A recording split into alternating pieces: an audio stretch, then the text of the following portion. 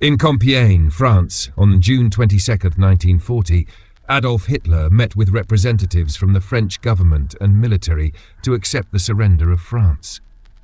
With this, the Battle of France came to an end, and all hostilities between Germany and France were set to cease on June 25th. Hitler insisted that the surrender ceremony take place in the same railway carriage where Germany had signed its own surrender to the Allies in 1918, marking the end of World War I. Following the ceremony, on Hitler's orders, the railway carriage was displayed in a Berlin museum, but was later destroyed in a British air raid. Today, a replica of the carriage is on display in Compiègne. Paris had fallen to the Germans on June 14th, and since it had been declared an open city, it remained unscathed by the war, allowing the German army to occupy it with ease. The German forces marched down the Champs-Élysées, passing by the Arc de Triomphe, and claimed control of the city. Hitler, who had a deep interest in art and architecture, especially wanted to visit Paris. A grand victory parade had been planned, but the German military advised against it, fearing that British bombers might target the event. Instead, Hitler chose to make a brief, low-key visit to the city. Armed with a list of landmarks he wanted to see, he set off on what would be his first and only visit to the French capital. His trip was not just for sightseeing. He arrived as the conqueror of Western Europe, with Britain as the only nation still standing against him. At the time of France's capitulation, Hitler had been directing military operations from his forward headquarters in France, known as Wolfsschlucht or Wolf's Gorge, since June 6, 1940. Just 2 days after the French surrender, Hitler made his trip to Paris. Rather than a grand entry, the visit was conducted almost in secret. Hitler's party arrived in 2 special Focke-Wulf FW-200 Condors at Le Bourget airport around 5:30 in the morning. For this excursion, Hitler brought along his personal architect, Albert Speer, sculptor Arno Breker, and architect Hermann Giesler. The rest of his group included his usual aides, such as pilot Hans Bohr, Secretary Martin Bormann, Adjutant Schaub, and General Wilhelm Keitel from the High Command. Hitler was also accompanied by personal security officers from the Reich Security Service, RSD, and a small group of Führer Begleitkommando bodyguards. The security personnel came from various SS and military organizations, all of whom were tasked with guarding Hitler. To blend in with the group, the 3 civilians, Speer, Breker, and Giesler, wore field grey officer uniforms. Preparations for Hitler's visit to Paris were minimal, with no streets cordoned off or heavily guarded.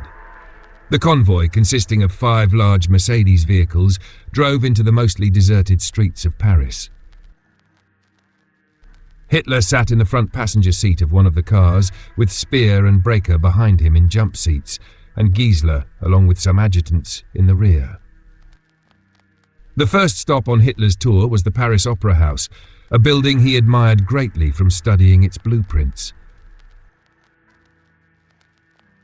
He was greeted on the steps by Colonel Hans Speidel, a member of the occupation forces, who would later join the anti-Hitler resistance within the German army. A French caretaker guided Hitler and his entourage through the empty building, unlocking doors as they went. Hitler's intimate knowledge of the opera house's architecture surprised his companions. Albert Speer, in his memoirs published in 1970, recalled an instance when Hitler pointed out that a particular salon near the proscenium box was missing. His observation turned out to be accurate.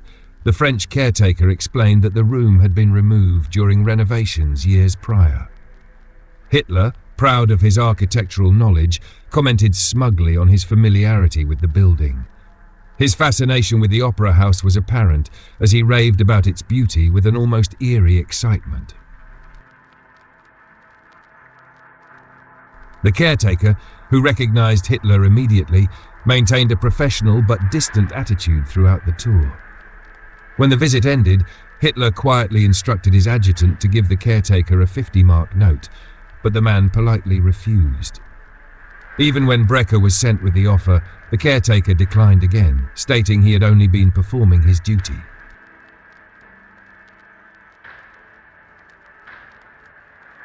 After leaving the Opera House, the convoy proceeded to La Madeleine, where Hitler got out to view the famous church. The next stop was the Trocadero, where Hitler took in a distant view of the Eiffel Tower. He could not ascend the tower as the French authorities had cut the elevator cables just before the German forces entered the city.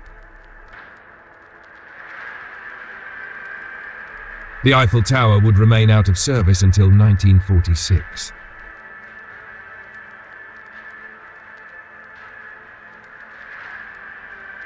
After pausing for photographs, the group drove past the Arc de Triomphe, beneath which lies the tomb of the unknown soldier.